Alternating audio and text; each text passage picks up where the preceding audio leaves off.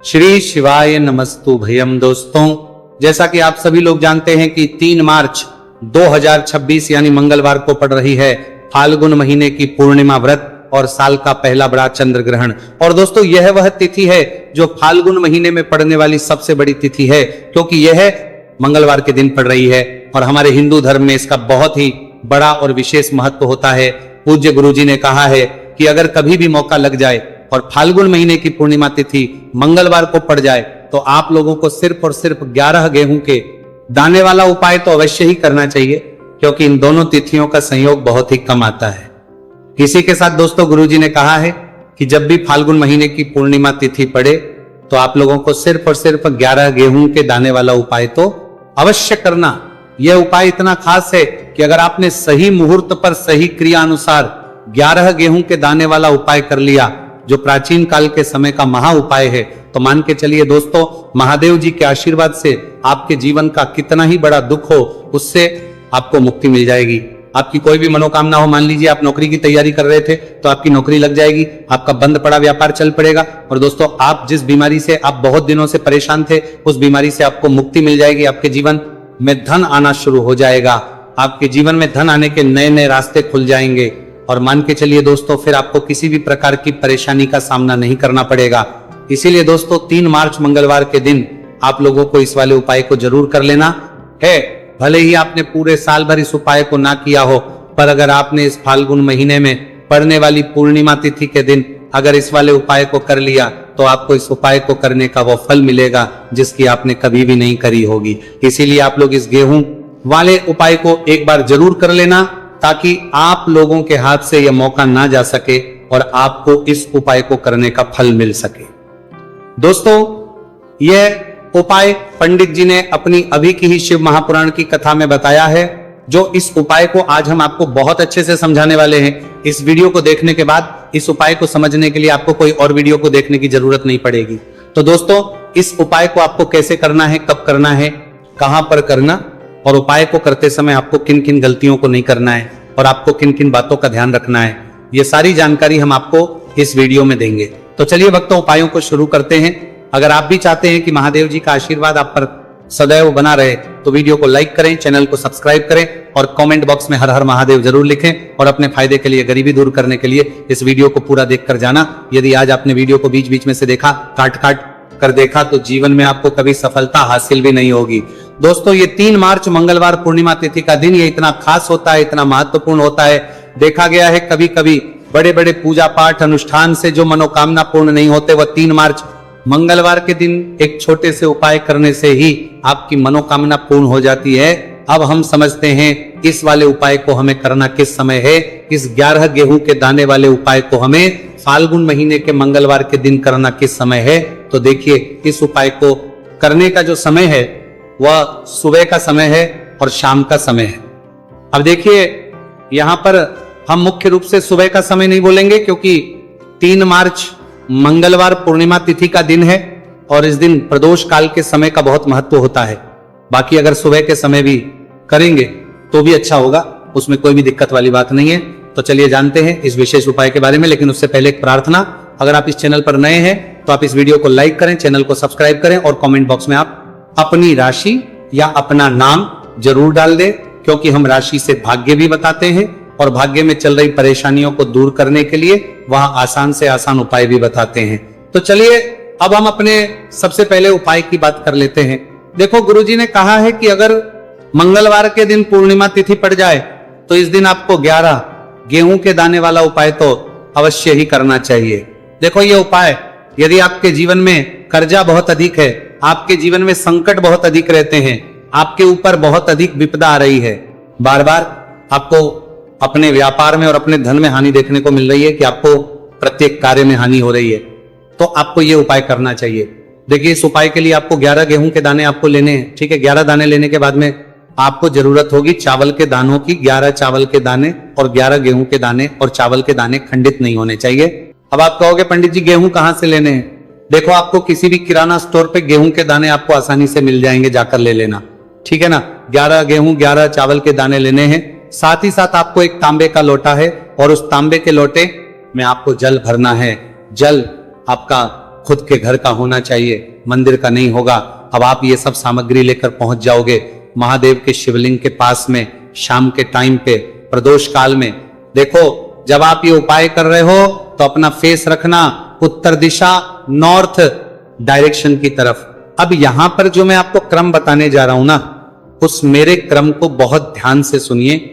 महादेव को अगर कोई सबसे प्रिय है ना, तो उनकी सबसे छोटी पुत्री जिनका नाम है माता अशोक सुंदरी, जो आपके पास में चावल 11 दाने हैं ना, उन चावल के 11 दानों को माता अशोक सुंदरी के स्थान पर आपको अपना नाम और गोत्र बोलते हुए समर्पित कर देने हैं, है ना। और चावल के दानों को रखने के बाद में जो आपके पास में तांबे का लोटा है ना, उस तांबे के लोटे को कहीं पे भी हम जल नहीं चढ़ेंगे। सिर्फ और सिर्फ माता पार्वती का जो हस्तकमल आपको दिख रहा है, यहीं पे गोल गोल आपको समर्पित करना है। उसी जल को और कहीं नहीं, ना तो माता अशोक सुंदरी के स्थान पर, ना तो शिवलिंग के ऊपर, सिर्फ आपको यहां पे गोल गोल जलाधारी पर आपको उस जल को समर्पित करना है। अब आपके पास में बचे हुए हैं 11 गेहूं के दाने और बचे हैं, उन्हीं 11 गेहूं के दाने को आपको अपनी मनोकामना अपने विशेष कहते हुए महादेव के शिवलिंग के ऊपर अगर आप पूर्णिमा तिथि के दिन प्रदोष काल में समर्पित कर देते हैं तो आपकी जो भी मनोकामनाएं होंगी, जो भी विश होंगी, महादेव पूरी जरूर करते हैं। अन्न को समर्पण करने से, उस खासकर गेहूं को समर्पण करने से हमारी इच्छाएं पूरी होती हैं। और अगर वह दिन मंगलवार पूर्णिमा तिथि का दिन हो, तब तो इससे सुंदर संयोग कुछ भी नहीं हो सकता। आपकी इच्छाओं को पूरा करने के लिए स्पेशल बहुत प्यारा सा उपाय आप सभी को जरूर करना है। ध्यान में रखिएगा, ये उपाय प्रदोष काल में करना है। देखो गुरुजी ने कहा है भगवान शिव के शिवलिंग पर 33 कोटि देवी देवताओं का वास होता है। अगर हम शिवलिंग के सामने कुछ भी उपाय करते हैं तो हमारे सभी देवी देवता हमसे खुश हो जाते हैं। ये उपाय आपको अवश्य करना है। देखो सुबह के टाइम नहीं कर सकते, ठीक है। अब बात करते हैं अगले उपाय की। देखो इस उपाय के लिए आपको लेना है गोल बाती का दीपक। आप चाहे तो मिट्टी का ले सकते हैं या फिर घर से शुद्ध आटा मढ़कर उसका दीपक आप तैयार कर सकते हैं। इसके बाद आपको लेना है शुद्ध गाय का घी। अगर वो नहीं है तो कोई भी देसी घी इस्तेमाल कर सकते हैं जिससे आपको दीपक प्रज्वलित करना है। देखो अब ये सब सामग्री लेकर आपको जाना है प्रदोष काल में आपके घर पर तुलसी जी के घेरे के पास में। देखो ये उपाय तो आपको अवश्य करना है। देखो वहां पहुंचकर सबसे पहले वो दीपक आपको प्रज्वलित कर देना है और का 11 बार जाप करना है।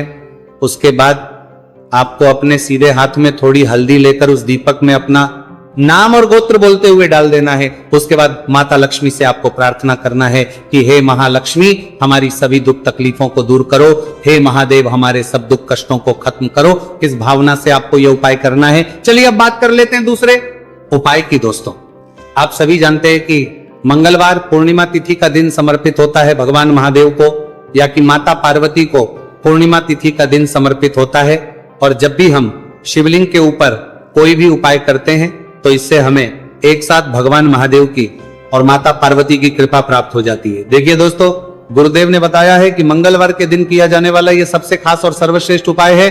7 चने की दाल लेनी है। देखिए आप 7 चने की दाल भी ले सकते हैं या फिर 11 भी ले सकते हैं, 21 या फिर 108 चने की दाल ले सकते हैं। यदि आप 21 चने की दाल लेते हैं तो ये आपके उपाय के लिए अत्यधिक सर्वोत्तम होता है। तो इस प्रकार से आप कम से कम 7 चने की दाल ले सकते हैं और अधिक से अधिक आप 108 चने की दाल ले सकते हैं। अब देखिए इसी के साथ में आपको मात्र 1 लोटा शुद्ध जल लेना होगा तांबे के पात्र के अंदर अपने ही घर से, और साथ ही में आपको मात्र 1 से 2 घू के टुकड़े भी लेने हैं। देखिए मंगलवार पूर्णिमा तिथि का दिन भगवान महादेव को होता है। आपको ये जो सारी सामग्रियां हैं इन्हें लेकर के पहुंच जाना है भगवान शिव के मंदिर में। इस उपाय को आप सुबह से लेकर के शाम तक किसी भी समय में कर सकते हैं, लेकिन यदि आप शाम के समय इस उपाय को करते हैं तो यह उपाय आपके लिए और अधिक सर्वोत्तम होता है। तो यदि आपको प्रदोष काल के समय में मिल जाता है तो फिर आप प्रदोष काल में भी कर सकते हैं, या फिर आप पूरे ही दिन में किसी भी समय इस उपाय को कर सकते हैं। शिव मंदिर पहुंचने के बाद सबसे पहले तो आपको दक्षिण दिशा में बैठ जाना है, उत्तर दिशा की तरफ आपको अपना मुख कर लेना है। लेकिन यदि शिवालय में भीड़ है, शिव मंदिर में भीड़ है, तो फिर आप किसी भी दिशा में बैठकर इस उपाय को कर सकते हैं। तो देखिए सबसे पहले आपके पास जो गुड़ के टुकड़े हैं, जो आप गुड़ के टुकड़े लेकर के आए थे, उन्हें आपको शिवलिंग के सामने ही जो आपके पास एक लोटा जल है उस पात्र में आपको ये गुड़ के टुकड़े डाल देना है। इसी के साथ में आप जो चने की दाल लेकर के थे, चाहे आप 7 चने की दाल लेकर के आए हैं, 11, 21, जितने भी आप चने की दाल लेकर के आए हैं, इस चने की दाल के ऊपर आपको जो आपके पास गुड़ वाला जल आपने तैयार किया है, इसमें से थोड़ा सा जल आपको इस चने की दाल पर डाल लेना है। अब देखिए, आपके पास जो गुड़ वाला जल है, इसमें से सबसे पहले थोड़ा सा जल आपको श्री गणेश जी वाले स्थान पर समर्पित कर देना है। श्री शिवाय नमस्तु भयम इस मंत्र का जाप करते हुए फिर थोड़ा सा जल आपको श्री कार्तिकेय जी वाले स्थान पर समर्पित करना है। श्री शिवाय नमस्तु भयम इस मंत्र का जाप करते हुए फिर थोड़ा सा जल आपको माता अशोक सुंदरी वाले स्थान पर भी समर्पित करना है। श्री शिवाय नमस्तु भयम इस मंत्र का जाप करते हुए फिर थोड़ा सा जल आपको माता पार्वती के हस्त कमल पर समर्पित करना है और आपको श्री शिवाय नमस्तु भयम इस मंत्र का जाप कर लेना है। अब देखिए दोस्तों, आपके पास जो सा जल और शेष बचेगा, इसमें से आपको केवल थोड़ा सा जल शिवलिंग पर अर्पित कर देना है और अंत में आपको उस पात्र में थोड़ा सा जल और शेष बचाना है। पूरा जल आपको शिवलिंग पर अर्पित नहीं करना है, अंत में आपको थोड़ा सा जल और शेष बचाना है। अब देखिए, आप जितनी भी चने की दाल लेकर के आए हैं, अगर आप 7 चने की दाल लेकर के आए हैं तो आपको 7 बार श्री शिवाय नमस्तु भयम इस मंत्र का स्मरण कर लें। यदि 11 चने की दाल लेकर के आए हैं तो फिर आपको 11 बार इस मंत्र का जाप करना है। जितनी भी चने की दाल लेकर के आए हैं, उतनी बार आपको श्री शिवाय नमस्तु भयम इस मंत्र का जाप करना है और फिर आपको ये जो चने की दाल है, इसे शिवलिंग के ऊपर ही समर्पित कर देनी है। लेकिन आपको यह चने की दाल बृहस्पतेश्वर महादेव का स्मरण करते हुए ही शिवलिंग पर अर्पित कर देनी है और आपको अपनी मनोकामना को भी बोल देनी है।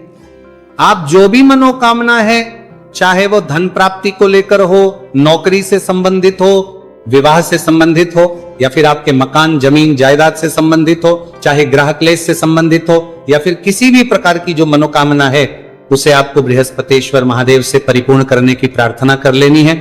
और इसके बाद आपके पास जो पात्र के अंदर थोड़ा सा से जल और बचा हुआ था, इसे भी आपको धीरे धीरे भगवान शिव की पर ही अर्पित कर देना होगा।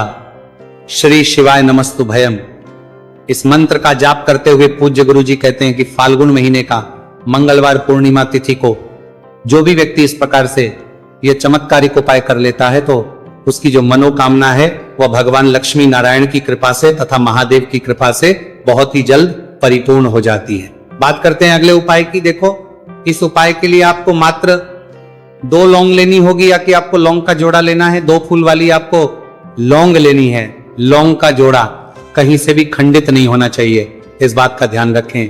इसी के साथ में आपको लेना होगा लाल चंदन का पाउडर। देखिए, यदि आपके पास लाल चंदन की लकड़ी है तो उसे घिसकर भी आप चंदन के रूप में प्रयोग कर सकते हैं। यदि पाउडर है तो उसका भी आप अपने उपाय के लिए प्रयोग कर सकते हैं। देखिए, चंदन जो है वो तेज का प्रतीक माना गया है और साथ ही साथ जीवन के अंधकार को दूर करने का प्रतीक माना गया है। अब इसी के साथ में आपको मात्र एक तांबे के पात्र के अंदर शुद्ध जल लेना होगा अपने घर से। अब दोस्तों, ये तीनों सामग्री लेकर के सीधे आपको पहुंच जाना होगा भगवान शिव के मंदिर में। देखिए, इसी के साथ में आपको एक गोल बाती का दीपक भी लेना होगा। दीपक आप मिट्टी का भी ले सकते हैं, शुद्ध आटा मढ़कर उसका भी तैयार कर सकते हैं और दीपक में आप शुद्ध घी का प्रयोग करना है।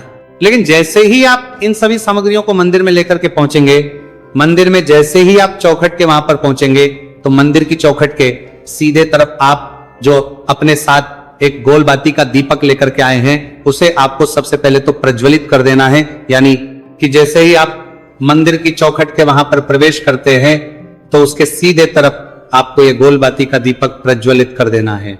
अब देखिए, जैसे ही ये दीपक प्रज्वलित करेंगे तो आपकी जो भी मनोकामना है उससे आपको बोल देना है। आप इस दीपक को इस प्रकार से प्रज्वलित करने के बाद इन सभी सामग्रियों को शिवलिंग के पास में लेकर पहुंच जाना है। अब देखिए दोस्तों, आपके पास जो एक तांबे के पात्र के अंदर शुद्ध जल है, उसमें से आपको केवल आधा लोटा जल ही भगवान शिव के शिवलिंग पर अर्पित करना है। आधा लोटा जल आपको उसी पत्र के अंदर बचा लेना है। अब दोस्तों, पास जो 2 लौंग है, यानी कि लौंग का जोड़ा है, उससे आपको अपना नाम और अपने गोत्र को बोलते हुए आपकी जो भी समस्या चल रही है, आपके जीवन में जो भी परेशानी उत्पन्न हो रही है, उन्हें आपको बोल देना है। और ये जो लौंग का जोड़ा है, इसे आपको भगवान शिव के शिवलिंग पर अर्पित कर देना है। जैसे आप ये 2 लौंग शिवलिंग पर चढ़ाएंगे तो अपना हाथ जो है वहां पर आपको रखना है और महादेव से आपको करनी है कि मेरे जीवन की ये जो परेशानियां हैं ये सभी दूर हो जाए। यानी कि आपके जीवन में धन की संबंधित परेशानी चल रही है, कर्ज की समस्या चल रही है, बच्चों का पढ़ाई लिखाई में मन नहीं लग पा रहा है, घर के जो आर्थिक संकट है वो सभी दूर हो, व्यापार आपका ढंग से नहीं चल पा रहा है, घर में रोग की स्थिति बनी हुई है, यानी कि जिस भी प्रकार की आपकी समस्याएं हैं उसे आपको बोल देना है और महादेव से इन सभी समस्याओं को दूर करने के लिए आपको प्रार्थना कर लेनी है। अब देखिए दोस्तों, आपने जो 2 लौंग शिवलिंग पर समर्पित की थी उससे आपको वहां से उठा लेना है और इन दोनों लौंग को आपको शिवलिंग से उठा करके सीधे उससे जल के पात्र के अंदर डाल देना है। यानी कि अपने आधा लोटा जल और बचाया हुआ था उसी के अंदर आपको ये 2 लौंग डाल देनी है और साथ में आप जो लाल चंदन ले आए थे उस लाल चंदन को भी आपको उसी पात्र के अंदर डाल देना है। यानी कि आधा लोटा जल और बचा हुआ है तो उसी आधे लोटे जल के अंदर आपको ये लाल चंदन भी डाल देना है। अब देखिए, इस आधे लोटे जल में है जिसमें अपने 2 लौंग डाली है, लाल चंदन डाला है, उसे सीधे लेकर के आपको पहुंचना है बेलपत्र के वृक्ष के। वहां पर देखिए बेलपत्र का वृक्ष यदि आपके घर पर है तो वहां पर आपको आ जाना है, आपके घर के पास कहीं भी है तो वहां पर आपको पहुंच जाना है और उसके बाद आपका जो मुख है वो दिशा की ओर होना चाहिए और उसके बाद आपको अपना नाम और अपनी गोत्र को बोलना है और पुनः अपने जो भी परेशानियां शिवलिंग के पास में बोली थी उन्हें आपको वापस से बेलपत्र के वहां पर भी बोल देनी है। और ये जो आधा लोटा जल और है इससे आपको पूरा बेलपत्र के वृक्ष की जड़ DDH में श्री शिवाय नमस्तु भयम इस मंत्र का जाप करते हुए समर्पित कर देना है। तो बस इतना